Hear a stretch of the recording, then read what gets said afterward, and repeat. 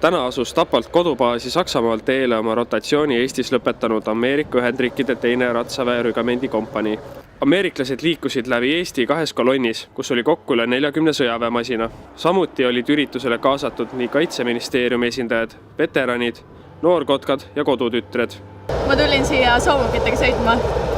Kuhu sa sõidad soomukitega? Ma sõidan kuskile Pärnu, aga ma ei teagi täpselt, kus me peatume. Ma tean, et me lihtsalt sõidame. Kui ma sain teada, et ma tulen, siis mul oli nagu vau, et 2 kodutütart ainult sai nagu Pärnumaalt. Nagu üleüldse tegelikult 2 ja 2 noorkotkast. Ja siis mul oli nagu, et täiega super, et ma sain tulla. Väga lahe. Pikemad peatused tehti Türis, Paides ja Pärnus, kus liitlased näitasid huvilistele oma tehnikat ja relvastust ning suhtlesid kohalikega. We're just showing our equipment to the Estonians and showing our support.